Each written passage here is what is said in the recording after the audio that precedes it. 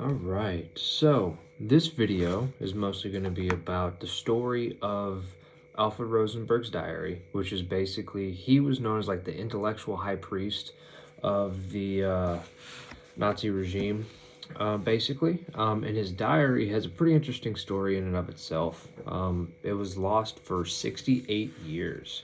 And we'll get into that. So, one, this is all coming from a book called The Devil's Diary, which, here's a little cover, if you care about that. It's by Robert Whitman and David Kinney. So Robert Whitman was an he kind of founded the FBI's art crime team and was kind of like their expert on cultural property crime. And then David Kinney was a Pulitzer Prize journalist, right? So basically, kind of starting from the beginning, so how were all of these documents originally found? Basically, if you've ever seen the movie The Monument Men, with Bill Murray and a few other people that I can't remember off the top of my head. Basically, it's like during World War II, the Americans put together a little team basically to go and try to collect or save all of the art that the art and sculptures and that sort of thing that the Nazis basically stole and pillaged from the basically Europe and everywhere that they went. And basically that's essentially who found the diary and all the documents and stuff too. So basically they found everything in a palace in southern Germany, I believe. And basically they got the tip from von Baer, and the Americans made their way up the mountain through the gates to the palace to see von Baer.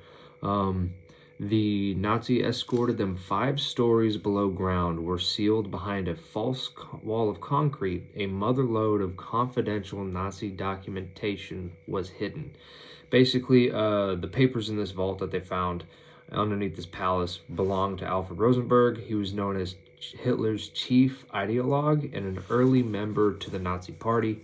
In the spring of 1945, as investigators began leafing through the enormous cache of documents, which included 250 volumes of official and personal correspondence, they discovered something remarkable: Rosenberg's personal diary. The account was written by hand across 500 pages, some entries in a bound notebook, more on loose sheets. It began in 1934, a year into Hitler's rule, and ended a decade later, so 1934 to 44, right? So basically, the reason why this was important was that Rosenberg's diary promised to shed light on the workings of the Third Reich from the perspective of a man who had operated at the very upper reaches of the Nazi Party for about 25 years, right? A quarter of a century. So the authors start talking about the Monument Men, basically how they famously like track down these art pieces and document that everything pretty much of kind of like cultural significance, I guess, and ideological, into basically Germany's castles and salt mines, which is kind of like the climax end of the movie if you watch that. So yeah, and then in 1920, basically they're saying like Alfred Rosenberg was the one in 1920 to kind of plant this insidious idea. I say quotes because that's directly quoting from the book. In Hitler's mind, that a global Jewish conspiracy was behind the communist revolution in the Soviet Union, and he repeated the claim over and over again. Basically, Rosenberg laid the groundwork for the Holocaust. He began publishing his toxic ideas about the Jews in 1919 as editor of the party newspaper and author of articles, pamphlets, and books. He spread the party message of hate. Later, Rosenberg was the FU's delegate for ideological matters, and in cities and villages all across the Reich, he was welcomed with bunting and cheering crowds. To finish off the little prologue here, basically, okay, now we kind of know what Rosenberg did and how that kind of came to be, but And then at the end of everything, the Nuremberg trials. So after the trials ended in 1949, American prosecutors closed down their offices and captured the German documents. And the captured German documents were shipped to an old torpedo factory on the banks of the Potomac River. Can't talk this morning. In Alexandria, Virginia.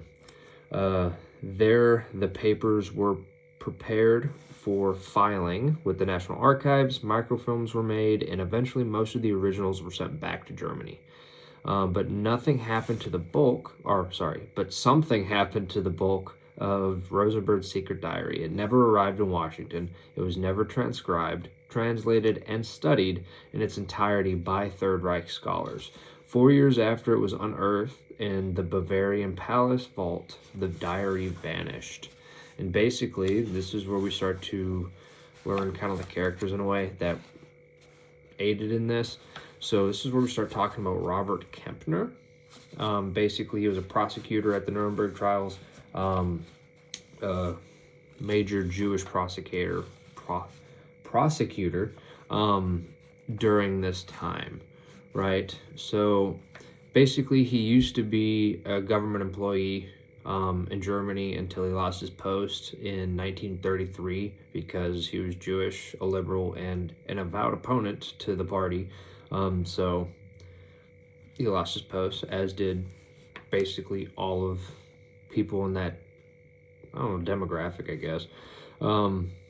So Kempner helped the Justice Department convict Nazi propagandists operating in the U.S. and fed intelligence about the Third Reich to the War Department, the clandestine Office of Strategic Services, and J. Edgar Hoover's FBI, basically. And later on in the book, they talk a lot about Kempner and Hoover's personal correspondence because they talked significantly in depth, with mostly like with him trying to become like kind of a part of the FBI and so on. And this was after Kempner left Germany, obviously, and basically moved to the U.S. because it was safer. And then basically he devoted his entire life to basically prosecuting and, you know, trying to convict Nazis and so on for what they've done. So, and this is where we start getting into some of the quotes about this too. So, kind of some context, like I was saying a second ago. So Kempner basically ping-ponged between the U.S. and Europe this entire time because he had a law firm in Frankfurt, and then his residence was in Lansdowne, Pennsylvania. Basically, with how he acted during the Nuremberg trials, he was seen to be more, instead of kind of an not objective, but like kind of a fair prosecution in a way, it seems. Basically, he was seen as vindictive, and because of his abrasive personality and notably, he was a notably aggressive interrogator. He kind of became the symbol of perceived unfairness in this. He later drew debates between him and a Protestant bishop named Theophil Wurm. So Wurm wrote Kempner an open letter of protest. Kempner's replied by suggesting that those who questioned the Nuremberg trials were in fact enemies of the German people. That's in quotes within the book. As the disagreement played out in the press, Kempner found himself pilloried in German newspapers. He was caricatured as a self-righteous Jewish exile bent on vengeance. And then to further on, in 1951, following a review of the sentences, the U.S. High Commissioner for Germany released 1/3 of the Nuremberg convicts and commuted all but 5 death sentences. By the end of the year, every one of the Nazis that Kempner had put behind bars in Case 11 had been released, right? All of this is kind of just giving context because, as we're about to say, you know, Kempner was kind of known for stealing documents, basically, because he didn't believe anyone else would take better care of him. So, to continue, he said, or the author says, I guess, not long after returning to Nuremberg for the second round of trials, Kempner set his staff to poring over the records of the German Foreign Office, which had been salvaged from their hiding place in the Harz mountains and brought to Berlin. One of those things that he found, or that they studied, was basically the Wannsee Protocol, which described a meeting led by Reinhard Heydrich, chief of Himmler's Reich Security Main Office, to discuss the evacuation of the Jews of Europe. And so basically Kempner had heard about this Wannsee Protocol, but Kempner would not hand it over. I'm sorry, misspoke. So an American prosecutor named Benjamin Ferencz, and someone he worked with named Charles La Follette. Basically, La Follette was prosecuting other people during the Nuremberg trials, but he heard about this Wannsee Protocol, but Kempner basically wouldn't hand over any documentation. And basically that was an example of the competition that kind of happened between a lot of the prosecutors during the Nuremberg trials. And basically Kempner wanted to kind of unveil the explosive document, in this case the Wannsee Protocol. This is specific, so at the trial that he was preparing to lead, this is something that he basically tried to do a lot. So it's not just Kempner. Other prosecutors and stuff did this as well. So like it says, Kempner was not the only person in Nuremberg filing away original Nazi papers for his own private use. So those responsible for the safekeeping of the documents worried in particular about the prosecution staff in Nuremberg. They feared that those who requested papers were more influenced by private journalistic instincts than by a desire to further the cause of justice. Basically, they just wanted, not that they just wanted to steal the documents, but basically they took the documents because they basically wanted to use it for like personal use. And we'll get into this in a little bit later too, how Kempner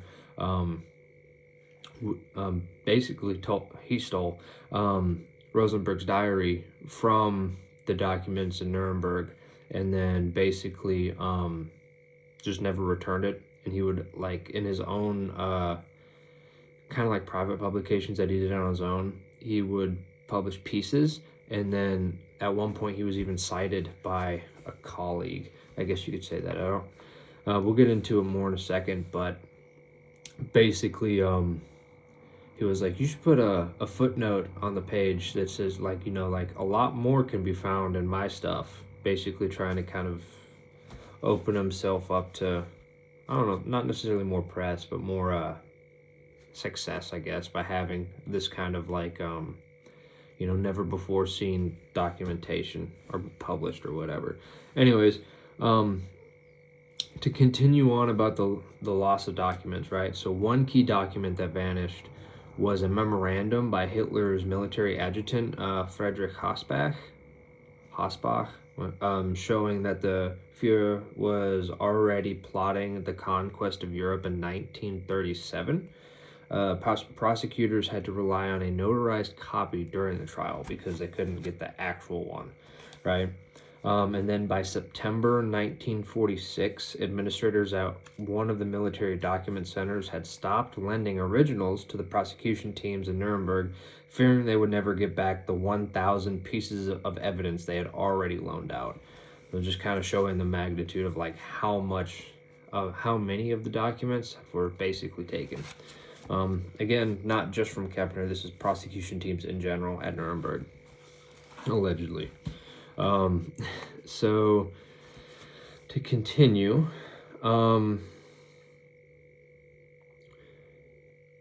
basically Kempner believed that these explosive documents, as he called them, because of what they were, would not be properly archived. So he took it upon himself to make sure that they were put to good use. He acknowledged in his memoir that if some interested and clever researcher approached him for important documents during the trials, he might simply lay the files on his desk, his office couch, and walk out the door saying, "I don't want to know anything." Better to have a valuable historical asset in the hands of a trusted associate who would report on its contents, he thought, then leave it in the hands of government bureaucrats who may or may not let it be destroyed. And basically kind of, I won't say prerequisite, but just kind of like foreshadowing in a way into kind of his mindset on this whole thing, and basically like how this whole, like basically it seems for Kempner that like it's kind of like the Nuremberg trials never ended. Like he just never stopped prosecuting Nazis, right? More or less. So basically, when Kempner basically packed his stuff up after Nuremberg and left. So, along with whatever he had accumulated during his time as a Nazi prosecutor, he went across the Atlantic to his home outside of Philadelphia with basically 29 boxes weighing more than 8,000 pounds. And this was in November of 1949. Right, so he brought a lot of stuff back. Fast forward 12 years. So in 1961, Kempner returned to the international limelight when he flew to Jerusalem to testify in the trial of Adolf Eichmann. He was the man who had managed the deportation of the Jews all over Europe. He also represented, meaning Kempner also represented the father of Anne Frank and the sister of Carmelite nun Edith Stein in a case against 3 SS officers charged with the extermination of thousands of Dutch Jews.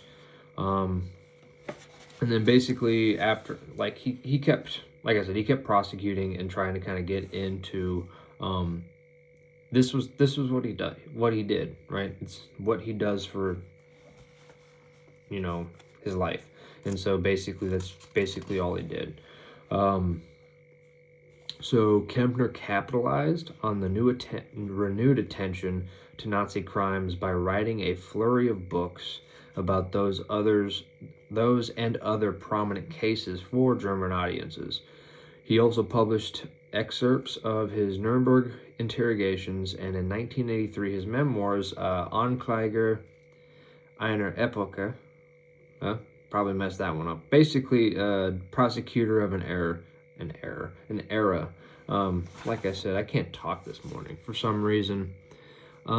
So this coming directly from the author. So the battle against the Nazis came to kind of define Kempner. He steadfastly refused to let the world forget what the perpetrators had done. And basically, decades, about 50 years even after the Nazi era, he refused to let it go, and it was a fight he would wage until the very end of his life. Like, he quite literally, like, this is what he did till he died, which, especially being a Jew in Germany during all of this, it's understandable, to say the least. So that's kind of the context and stuff of this, of his kind of the diary, the main person who took it, and kind of like it adds to the story about like what's happening with this diary and kind of why it's important. So kind of a little more context on this too, because I mean, he was a German prosecutor, a Jewish German prosecutor, who's traveling all the time. So, like, he had a wife and a couple mistresses, as one does, I guess. I don't know, it seems to be a constant in these stories. But, so 2 years after Kempner's death, his loyal aide, Jane Lester, was still trying to figure out a way to keep his legacy alive. Basically, turned out to be one of his mistresses, too. So she brought in someone called Herbert Richardson. He was an ordained minister and former theology professor who ran a small academic publishing company, the Edwin Mellon Press, basically trying to publish some of Kempner's work. And yeah, basically you kind of have this own little, between those two and a couple others that we'll get into, you really start to get like a little kind of group of people that are just kind of trying to still holding those documents and that sort of stuff like really close. We'll get more into it, I guess. Excuse me. So now we're really fast forwarding to March of 1996, so about 50 years later, right? So Richardson attended a reunion of Nuremberg prosecutors in Washington, D.C., where he approached a senior historian at the United States Holocaust Memorial Museum and asked about donating a small quantity of Kempner's papers, right? Basically, this didn't work out the first time. He had other stuff to do. So instead, Richardson opened his own facility to house these papers, and on September 21st, so later that year in 1996, he led an elaborate ceremony to mark the opening of the new Robert Kempner Collegium in Lewiston, basically upstate New York. He cut the ribbon at the Little White House, where a large sign had been erected out front to announce the presence of the new institution, but inside, the shelves were bare. Basically, none of the documents were there. None of Kempner's documents, but Rosenberg's diary and his correspondence and all of his stuff too that they had taken. The reason for that is, while the women had physical custody of the papers, basically Kempner's mistresses, Robert Kempner's two sons had legal custody. And the Kempner sons had not decided what to do with the Lansdowne documents, where Kempner lived and had all of his stuff in the States. But in 1995, they negotiated with Germany's National Archives, the Bundesarchiv, to donate the files from Kempner's law office in Frankfurt, when, according to Lucien Kempner, Robert's son, Richardson tried to involve himself in the deal, and their attorney sent him a cease and desist letter. So there's a lot of legal arguments of who actually owns these documents, and then who they said owned them didn't actually physically have them, and it got messy, and they stopped for a while. So basically, Richardson offered the son, Lucien, basically 20 grand and royalties from whatever they published of his father's work, and Lucien declined it. And then basically the next year, Lester, the mistress, called the Holocaust Museum again, trying to do the same thing for the Kempner papers, but this time they actually got the chief archivist of the museum, Henry Mayer, to basically, take them and actually, not take them, I don't want to say it like that, but listen to them and try to, actually work something out, if that makes sense. So, trying to kind of condense it down to what's important, right? So basically, the chief archivist in the museum, Meyer, finally was able to show up to the house and look at all the documents, kind of not completely inventory, but get a rough inventory of what's there. And like it says, it's quite literally, they walk into every room. So in Kempner's office to the left, in the room to the right, and the sun porch, the two rooms at the top of the stairs, the basements, it's just documents stacked everywhere to the ceiling almost. The boxes reached from floor to ceiling. Every surface was covered with files. To take a quote, multiple bookcases of old volumes, up to 5, foreign language dictionaries, Nuremberg materials, law books, everything, boxes and boxes of records, pretty much everything, right? And so it's all in this kind of Lansdowne house owned by this old lady who, used to sleep with the guy. So, to take a quote, some of the interesting stuff. So, what they did see was undeniably interesting and historically important. So, Bush, he's one of the people who went and checked out the place with the archivists. He opened one box and was surprised to see documents showing that Kempner, bane of the Nazi war criminals, had intervened in a case on behalf of Goering's widow, Emmy. She believed she should receive her husband's government pension. Bush spotted copies of letters to and from Hoover, J. Edgar Hoover, and they get much more in-depth into the bulk of the book about Kempner's kind of relationship with J. Edgar Hoover. That's a big part. And then also goes on to it later. In this video, I'm kind of just talking about the history of the diary and the documents and that sort of thing. Not really going into like the contents of them. So there's that. But all that stuff is also in this book. I won't say all of it, but the rest of the book is also about that. Basically, the archivist from the Holocaust Museum was like, okay, cool, we have all these papers and documents now, like, we see them, they're here, can we take them? And Lipton, the other mistress, was like, no, you're not. And she was basically going to fight them until she died for that. And there was at one point too, is like she's expecting to live here. Basically, like, Kempner had written something in his will to promise, like, she can have everything, or not have everything, but like all the documentations and stuff. As long as she lived in the house, she could have them as like keepsakes. These like these rooms upon rooms of boxes of files for some reason. I get it, it's his life's work, so she was also kind of obsessive about it too. But she also like planned to live well past 100, and so she's already pretty old, and she is quoted on saying to live another 30 years. I think she was in like her mid-80s at the time.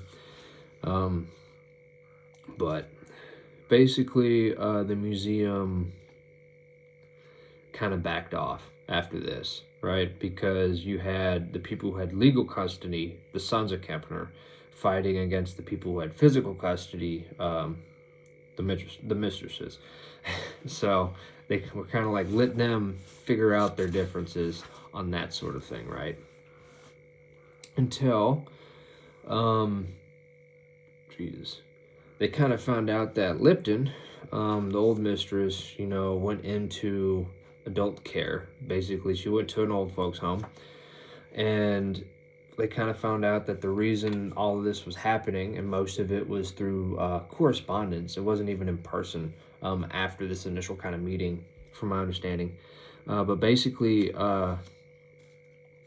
they found that she had given Richardson power of attorney over basically everything, and basically he was kind of, using her name and that sort of thing to keep all these documents. And you also find out more about Richardson, kind of the, what is it, TDLR, or I don't know, too long, don't read or whatever.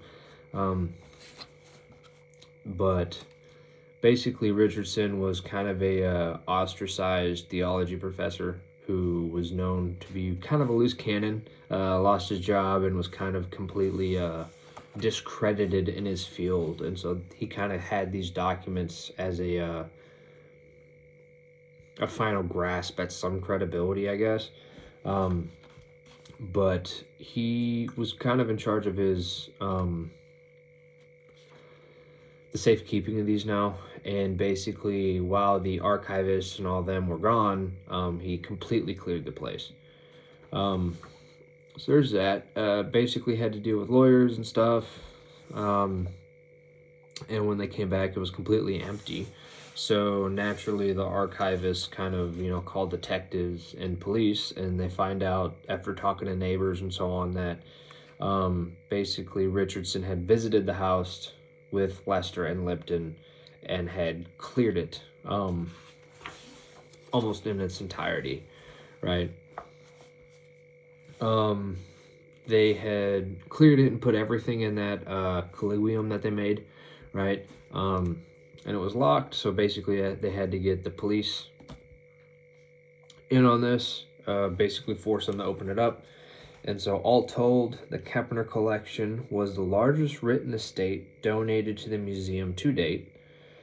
and the museum had gathered 85 boxes of Nuremberg files, 117 volumes of bound trial papers, 68 boxes of Kempner's personal and professional papers, and 39 78 RPM sound recordings, and nearly 1,000 books and periodicals. And these are all things that Kempner had taken from Nuremberg and had never returned. But the problem was the diary, Rosenberg's diary, was still not there. They still hadn't found it. So this was, in the 90s, late 90s, when all this stuff happened, when they got the bulk of the Rosenberg documents, but they still couldn't find the diary. Still gone. And so, part of the reason for that was apparently it was never actually introduced as evidence into the trial. This was from Kempner's documentation itself. When he was preparing his defense case, and he claimed that it couldn't be found, but then was later quoted in a German magazine that he basically for publishing some excerpts from that he claimed were from Rosenberg's diary, and then he would reproduce them, and this is where he got that. He had a colleague, in a way, a German historian, Hans Günther Serapim, was also publishing about this, and basically they didn't want to work together, so basically he asked Kempner to share some of the other sections of the diary, but and Kempner didn't lie. He said he had it. He told Serapin that he had over 400 handwritten pages, and that he planned to publish some of them, but basically just said, but I never got to it. And then part of the reason why this is so important is, to take another quote, is the diary itself was an irreplaceable document of monumental importance. So beyond the diary's inherent value as a historic artifact, scholars hoped that the missing pages held important insight about the final solution, Hitler's final solution. And Rosenberg and his aides had been involved in key discussions in 1941 and 1942 as the Nazis began to exterminate the Jews of Europe, right? It's why this document's so important, right, for Rosenberg's diary. So, to continue on, it's a whole dramatic affair, like, even so far, right, with all the custody arguments and stuff about these documents in general. They finally get them, but there's still some missing, right? And so now they have to deal with some more drama, and they get some random call by a dude named Walt Martin in June of 2001. So now we're in the 21st century. Still been a hot minute. So basically, Martin gave multiple accounts. He said that he had the material. He said the material had been found in a dumpster outside of the house, and basically found it on the home sun porch. And then Meyer, remember, he was the chief archivist for the museum, basically asked him, was like, is the diary of is Rosenberg's diary there? And Martinberg was immediately, apparently, was like, how much is it worth? Like 1 or 2 million? And then Meyer was like, oh, so he's just trying to get money, basically. Or it could be completely fraudulent to begin with. So basically, Meyer called the FBI. And this is where our author, Robert Whitman, comes in. Because he was basically like the investigator in a way. So Whitman started on the case in 2001, talking to Meyer and Martin, where basically he tried to, or he played himself off as basically an appraiser of historical documents, because that gives him a lot of reasons to ask very specific questions, like, where is it? Can I see it? Because you gotta see it to appraise it, hopefully, and so on, and basically try to find this thing. So they ended up finding is like, okay, it's just part of what they're looking for. And then they basically had a whole bunch of kind of like another round of documents from this other guy, and found out that, you know, this guy originally got it from Herbert Richardson. So the kind of failed theologian comes right back into it. And so at this point,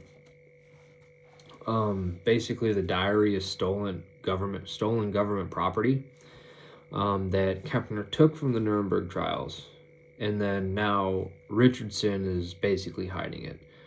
And basically they kept working on this, but the case was dropped in 2008 when Whitman retired, and then Meyer came back and hired Whitman privately, so because he no longer works for the FBI at this time in 2012, to actually find this thing. So biggest thing now is because Richardson traveled a lot, especially internationally, and like he would normally like 2 or 3 times a week, if I remember correctly, would cross the border into Canada. And, you know, that's when Whitman had tried to do that while he was still working for the FBI, but to cross into Canada for an investigation brings a lot of legal red tape, and basically, you know, severely complicates things. I think he got stopped in customs, and they pretended to be like on vacation, but they had a bunch of their gear with them, and so customs didn't believe him, and then had a little bit of an incident, and he had to go home. And that's the investigator. And so basically, whenever he came back and was hired on 4 years later in 2012, in order to actually as a private civilian instead of as a person, as opposed to an FBI agent,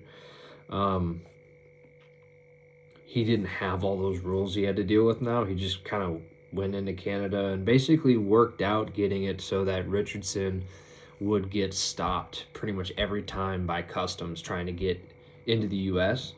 And basically they kind of just worked him down like that, and always showing up at his house, you know, like constantly showing up at his work, like tracking him and kind of making him paranoid, because Richardson was kind of known to be that way, until Richardson eventually broke, and they actually had to get law enforcement to go to Richardson and be like, basically give it to us or you're going to jail because it's stolen government property. Richardson gave it up, right? At that point, and this is in 2013. So Richardson was not actually charged with a crime. His lawyer had agreed to surrender the papers on the condition that prosecutors not use that act against Richardson.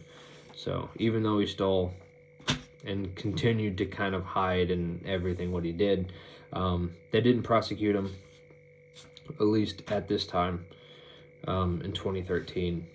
But yeah, so that's kind of the dramatic story of Rosenberg's diary.